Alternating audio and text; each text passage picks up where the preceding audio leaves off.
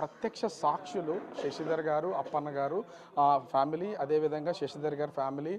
ముఖ్యంగా చూస్తే వీళ్ళతో పాటు మీరు, శశిధర్ గారు, తర్వాత అప్పన్న గారు, వాళ్ళ వైఫ్ చంద్రమౌళి గారు, నాగమణి గారు అందరూ కలిసారు. అసలు ఆ క్షణంలో ఏం జరిగింది ఏం చెప్పగలరా మీరు? ఆ క్షణంలో ఏం జరిగిందంటే మాకు ఊహించలేకపోతున్నామండి. అసలు వాళ్ళు వచ్చేసారండి సడన్గా, గన్ షూట్ సౌండ్ వినబడింది. ఈయన అలర్ట్ అయ్యి రండి, ఇక్కడ ఏదో ప్రమాదం జరుగుతుంది, మనం ఇక్కడి నుంచి తప్పించుకొని పారిపోవాలి అని చెప్పారండి. మాకు అసలు ఒక క్షణం కాళ్ళు చేతులు వణికిసాయండి. ఏంటి చేయాలో మాకు అర్థం కాలేదు. పారిపోవడానికి కూడా దారి లేదండి అక్కడ. మొత్తం చుట్టూ వాతావరణం ఎట్లా ఉందండి అసలు అక్కడ? అక్కడ చాలా బాగుందండి, పైన ప్రశాంతమైన వాతావరణం అండి. ఒకవైపు అంతా ఫుడ్ కోసం అంతా వాళ్ళు ఇవి వేసి పెట్టారు. ఆ చివరి టాయిలెట్స్ ఉన్నాయండి. మేము ఫుడ్ దగ్గర ఆగకుండా ఆ టాయిలెట్ వరకు వెళ్ళామండి. దానివల్ల మాకేమైందంటే మేము సేవ్ అయ్యామండి. వాళ్ళు వస్తూనే ఆ ఫుడ్ దగ్గర ఉన్న వాళ్ళని అటాక్ చేస్తారండి. అంటే అసలు ఎంతమంది వచ్చి ఉంటారని ఏమైనా అంచనా? అంటే ఒక లెక్క ముగ్గురులాగా అనిపించారండి, మాకైతే ముగ్గురు అనిపించారండి. వచ్చిన వాళ్ళైతే ముగ్గురే. అంటే మీరు ఏ సమయంలో అక్కడికి వెళ్ళారు? అక్కడికి వెళ్ళిన తర్వాత వెంటనే జరిగింది ఏమైనా సమయం? మేము 1 గంటకి వెళ్ళామండి. 1 గంటకి చేరాము. చేరితేనేమో వీళ్ళు ఏమన్నా తింటారా తాగుతారా అని మాకు అడిగారు. మేము ముందు టాయిలెట్కి వెళ్ళి వచ్చినాకే తాగుతాం, మాకు ఇప్పుడేమి వద్దు అని చెప్పామండి. అంటే సరే అని అటువైపు తీసుకెళ్ళారు. ఫోటోషూట్కి కూడా పాపం చంద్రమౌళి గారు ఒక మనిషిని తెచ్చారండి కిందనండి. మంచి లొకేషన్ మేడం, ఫొటోస్ తీస్తాను ఆగండి అన్నాడు. మాకు ఇప్పుడు ఫొటోస్ కాదు, ముందు మేము అటు వెళ్ళాలి అని చెప్పి అటు వెళ్ళామండి. ఇంక ఒకళ్ళు వెళ్ళారు, రెండో వాళ్ళని వెళ్ళడానికి రెడీ అయ్యాము. గన్ను వినిపించిందండి.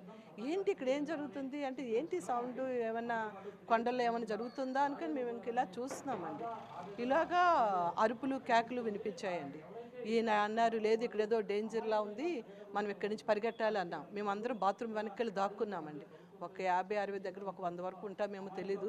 అందరూ ఒక 2 బాత్రూమ్లో ఒక చిన్న కూర్చోడానికి ఒక అబ్బాయి ఒక రూమ్ కట్టుకున్నాడు. ఆ వెనక్కి వెళ్ళి దాక్కున్నామండి. ఈలోగా ఒకడు అక్కడి నుంచి రావడం కనిపించిందండి.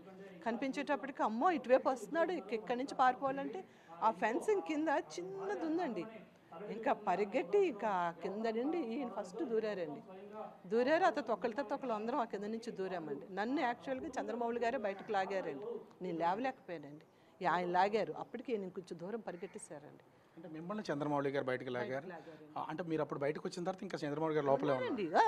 లోపల ఆయనే ముందు బయటకు వెళ్ళారు. ఆయన బయటకు వెళ్ళి నన్ను లాగారండి. లాగినాకేమో అప్పుడు పరిగెట్టామండి. అది పైకి ఇలా కొండ పైకి ఎక్కాలి కదండి, ఆ వాళ్ళకి అటువైపు పరిగెడుతున్నామండి.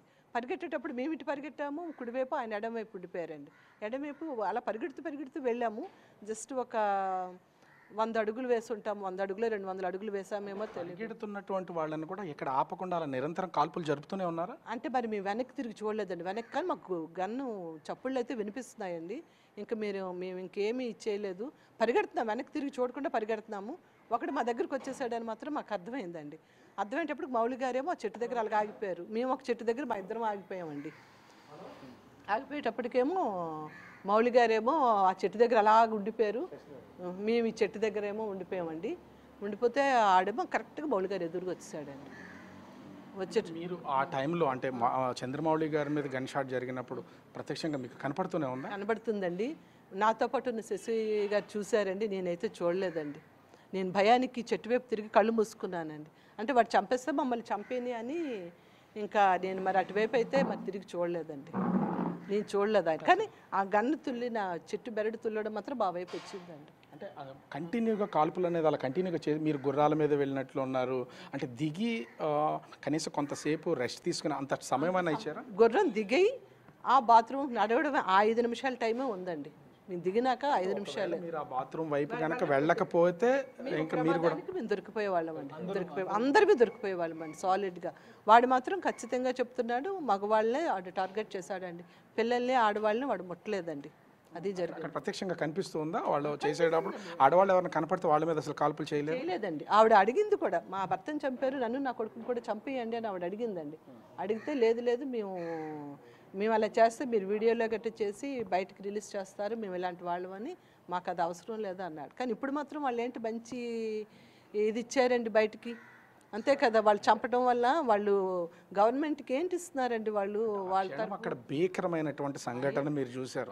చూసినప్పుడు అసలు ఊహించగలిగారా? ఎందుకంటే ఆహ్లాదంగా ఎలా ఊహిస్తామండి అలాంటి పరిస్థితిని? అసలు ఎవ్వరు కూడా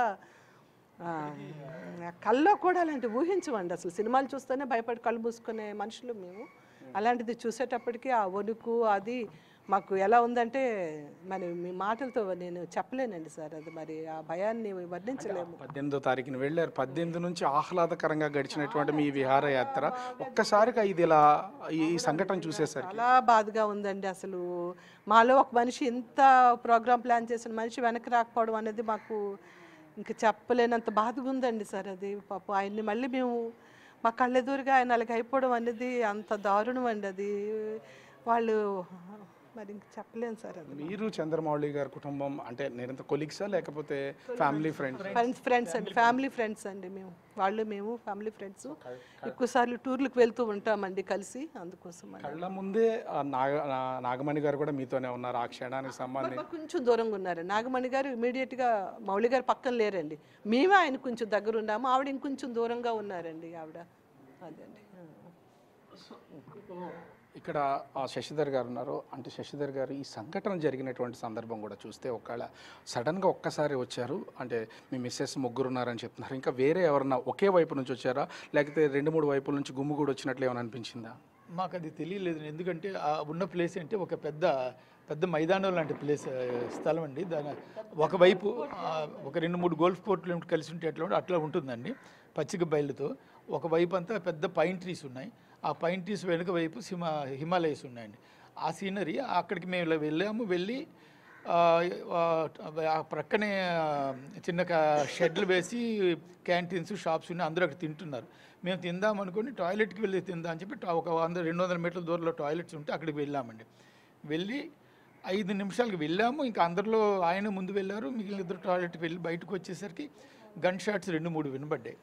గన్ షాట్ వినబడితే ఏమైనా అక్కడ ఎవరైనా లోకల్గా పక్షులను లేకపోతే వీటిని హంటింగ్ చేస్తున్నారేమో అనుకున్నాం. ఆ తర్వాత మళ్ళీ ఒక 3-4 షాట్స్ వినబడినాయండి. అప్పుడు చూసేసరికి క్యాంటీన్స్ దగ్గర నుంచి ఆడవాళ్ళ అరుపులు వినబడుతున్నాయి. 3-4 ఆడవాళ్ళు గట్టిగా ఏడుస్తున్నాయి, అరుపులు వినబడుతున్నాయి. వాళ్ళ ముందు మనుషులు పడిపోయి ఉన్నట్టు కనపడుతుంది. ఎదురుగా ఒక మనిషి గన్తో ఇలా అంటూ చేస్తున్నట్టుగా కనబడిందండి. వెంటనే నాకు అర్థమైంది ఇది అటాక్ అవుతుందని. తుపాకుల శబ్దం మీకు వినపడేసరికి వాళ్ళు ఎంత దూరంలో ఉన్నారు, మీ ఇద్దరికి వాళ్ళకి ఎంత డిస్టెన్స్ ఉండదు? మేము 6 ఒక దగ్గర టాయిలెట్స్ దగ్గర ఉన్నాం సార్. మాతో పాటు ఇంకొక 5 ఉన్నారు. మాకు ఒక 100 నుంచి 200 మీటర్ల మధ్య దూరంలో ఉన్నారండి వాళ్ళు. నేను ఒక ఇద్దరిని మాత్రం మేము చూడగలుగుతున్నాను, టెర్రరిస్టులని. వాళ్ళ డ్రెస్సు అంగి ఆ గన్నుతో వలన. సో అప్పుడు ఏమైందంటే వాళ్ళని కాలుస్తూ అరుస్తూ ఉంటే ఇంతలో ఒకడు మా వైపు రావడం కనబడేసరికి ఇటువైపు వస్తున్నాడు. మనం ఇక్కడికి ఈ టాయిలెట్ వెనుకుంటే డేంజర్ అని చెప్పి బయటికి వెళ్దాం అంటే చుట్టూ ఫెన్సింగ్ ఉందండి. ఆ ఫెన్సింగ్ క్రింద నుంచి జారి అక్కడ మధ్యలో చిన్న వాగు ఉంది, రాళ్ళతో నిండిన వాగు ఉంది. ఆ వాగు దాటి కొండవాళ్ళకి అవతలకి ఎక్కి చెట్లు పక్కకి చేరుకుంటున్నాం. అంటే అటాక్ జరగకముందా జరిగిన తర్వాత? అంటే ఈ అటాక్ జరుగుతున్నటువంటి సమయంలో ఒక పక్క నుంచి భయం, గన్తో కాల్ చేస్తున్నారు. మీ మీతో పాటు ఉన్న టెర్రరిస్టులు అందరినీ కూడా కాల్ చేస్తున్నటువంటిది అయితే ఉంది. అంటే ఆ టైంలో అసలు మీకు ఎస్కేప్ అవడానికి అసలు ఏమైనా ఛాన్స్ దొరికిందా మీరు బయటికి రావడానికి? అదే ఛాన్స్ ఏంటంటే ఆ కొండ ఫెన్సింగ్ నుంచి పారిపోవాలి. ఎటు వెళ్ళాలో తెలియదు, ఎటు వెళ్ళాలో కూడా తెలియదండి. అంటే మాకు ఒకవేళ కొండవాగు కనుక మీరు వెళ్తే అది లోయ అవతల కొండ వాల్ అండి. ఆ వాల్లోకి వెళ్ళి ఆ వాల్ పక్కన చెట్లు ఉన్నాయి. ఆ చెట్ల చాటుకి వెళ్ళిపోతున్నాం. నేను కాస్త ఒక 100 మీటర్ల దూరంలో నేను చెట్టు దగ్గర ఉన్నాను. ఆ పక్కన కొద్ది దూరంలో చంద్రమౌళి గారి భార్య నాగమణి గారు ఒక చెట్టు పట్టున్నారు. నా భార్య ఇంకొక ఆయన భార్య మౌలి గారు వెనకనున్నారు. సో వీళ్ళిద్దరికి 2 చెట్ల దగ్గర చెట్లు ఉన్నారు. ఈ చెట్టు చాటుని వీళ్ళిద్దరు ఉన్నారు. వీళ్ళకి ఒక 10-20 అడుగుల దూరంలో మౌలి గారి చెట్టు దగ్గర ఉన్నారు. అక్కడికి టెర్రరిస్ట్ రావడం నేను చూస్తూ ఉంటే ఆయన నాకు కనబడలేదు. కానీ టెర్రరిస్ట్ గన్నుతో ఇలా 3-4 షాట్స్ పేల్చడం నాకు కనబడింది. 2 అడుగులు వేసి వీళ్ళ ఆడవాళ్ళ వైపు రావడం చూసి మళ్ళీ అది కనబడింది. మళ్ళీ వాడు వెనక్కి వెళ్ళిపోయాడు. అమ్మ అయితే మన వాళ్ళకి ఏమీ జరగలేదని నేను అనుకున్నాను. ఎందుకంటే నాకు మౌలి గారు పడిపోయిన సంగతి నాకు కనిపించలేదు అసలు. మౌలి గారు చనిపోవడం కానీ అంటే ఇప్పుడు మీ వైఫ్ మా వారు చెప్తున్న దాని ప్రకారం ఈవిడ్ని ఆ ఫెన్సింగ్లో నుంచి బయటికి లాగిన తర్వాత ఆయన బయటికి రాలేకపోయారా? ఆయన కూడా ఆ ఫెన్సింగ్ నుంచి ఆయన కూడా బయటకు వచ్చేసారండి. బయటకు వచ్చేసి చెట్ల దగ్గర మళ్ళీ అప్పెక్కి కొండవాళ్ళు ఎక్కి చెట్ల చాటుకు వస్తున్నాం. ఇంతలో ఎంత వేగంగా వాడు మరి మా వెనకని వచ్చాడు టెర్రరిస్ట్ మాకు తెలియలేదు. వాడు 1 నిమిషంలో అంత వేగంగా వచ్చి వీళ్ళ దగ్గరికి వచ్చేసాడు. ఇప్పుడు అక్కడ ఆడవాళ్ళని అందరినీ వదిలేస్తున్నారు, పిల్లల్ని వదిలేస్తున్నారు అని చెప్పేసి అన్నారు. అంటే మగవాళ్ళనే టార్గెట్ చేయడం అంటే వాళ్ళు ఎక్కడెక్కడైతే మగవాళ్ళు ఉన్నారో వాళ్ళందరి దగ్గరికి వెళ్ళి వాళ్ళనే షూట్ చేస్తున్నారు. దాన్ని ఏమైనా గమనించారా అసలు? అంటే మేము అది పూర్తిగా గమనించలేదు, కానీ అక్కడ తర్వాత తెలిసింది ఏంటంటే ఆ మగవాళ్ళకి ఆరోగ్యస్తున్నారు, ఆడవాళ్ళని వదిలిస్తున్నారు. మీరు ఎందుకు వాళ్ళు కొంతమంది అయితే మమ్మల్ని చంపేసి నా భర్తని చంపేసి నాకు నన్ను ఎందుకు చంపలేదు అంటే మేము ఆడవాళ్ళని పిల్లల్ని చంపము, మేము మీకు చేస్తే మేము తిరిగి మా మీద మీరు వీడియోలు తీసి మా దుష్ప్రచారం చేస్తారు కాబట్టి మేము చేస్తాము, వెళ్ళి మీరు మీ మోడీకి చెప్పుకోండి అని వాళ్ళు చెప్పి కాల్చారని మాతో పాటు మిగిలిన ప్రత్యక్ష సాక్షులు ఉన్నారు. కదండి బయట ఓపెన్ ప్లేస్లో మమ్మల్ని అందరిని బాధితులందరినీ అక్కడ పెట్టారండి.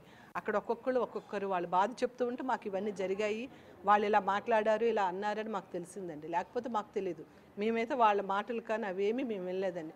మౌలి గారిని కూర్చో అన్నమాటే మాకు తెలుసండి. మౌలి గారు వాళ్ళకి దొరికిపోవడం మీకు కనిపించిందండి. మాకు అక్కడ వచ్చేసాడు. మాకు ఒక్క చెట్టు పక్కన అంటే అది ఎంత దూరం లేదండి, 10 అడుగుల దూరం అండి. 10 అడుగుల దూరంలో మౌలి గారికి సిట్ అన్నాడండి. అన్నాక తర్వాత నేను మరి భయంకి నేను మరి వెళ్ళలేకపోయాను. నేను ఇలా చెట్టు వైపు తిరిగిపోయాను. అంటే వాడు ఇంకా అక్కడ మౌలి గారు అయిపోయినట్టు ఇంక మేమే కదా, ఇంకొచ్చేస్తాడని మాకు అప్పుడు ఆడవాళ్ళని విడిచిపెడతాడు, మగవాళ్ళని షూట్ చేస్తాడు, మాకు తెలియదు కదండి. ఇంక దొరికిపోయిన దేవుడా అని ఇంక ఇలా దండం పెట్టుకున్నామండి. అంటే మౌలి గారుని కూర్చోమన్న తర్వాత ఎంతసేపటికి అంటే కాల్ చేయడం గమనించారు? సెకండే 1 సెకండ్ అండి. కూర్చో బయట అన్నాడు అంతే, ఒక్క మాట అనేసి అంతే షూట్ చేశాడండి. మరి ఇంక అసలు అక్కడ ఇంక టైం ఏమీ ఇవ్వలేదండి ఎవరికి. అది కూడా ఒక గన్కి 2-3 షూట్ చేశాడండి వాడు, బుల్లెట్స్ విడిచిపెట్టాడు వాడు. దానికి కూడా మౌలి గారికి సంబంధించి లేకపోతే మామూలుగా అలా కంటిన్యూ కాలుస్తూనే ఉన్నారు ఇంకా అనమాట. వాళ్ళ స్పీడ్ అలా ఉందండి, అంత దీనిగా ఆడు. అంటే ఇంక నాకు ఆ చప్పుడు వినబడి అలా ఉండిపోయాను. ఆవిడైతే మాత్రం కొంచెం వంగుని చూసారటండి. చంద్రమోహన్ ఇంకొక ఆయన భార్య ఆవిడ కొంచెం వంగున్నారు. ఆడేమో మా వైపు చూశాడు, ఇద్దరే ఆడవాళ్ళు ఉన్నారు అనుకున్నాడేమో, మరి ఆడెందుకు ఇటువైపు రాకుండా వెనక్కి వెళ్ళాడు. మీతో పాటు ఇప్పుడు శశి గారు ఉన్నారని చెప్తున్నారు, వాళ్ళ హస్బెండ్ కూడా మీతో మీరు ఆడవారు మాత్రం మీ ఇద్దరు మాత్రమే ఉన్నాము అక్కడ అండి. ఈ చంద్రమౌళి గారి భార్య కూడా వేరే దగ్గర ఉన్నారు, ఇంకొంచెం దూరాన్ని ఉన్నారు. అంతకంటే దూరాన్న శశి గారి హస్బెండ్ అప్పన్న గారు ఉన్నారండి. తర్వాత ఏమో ఈయన ఇంకొంచెం దూరంలో ఉన్నారండి. ఈ మగవాళ్ళిద్దరు కొంచెం దూరంగా ఉండడం మా అదృష్టం అండి.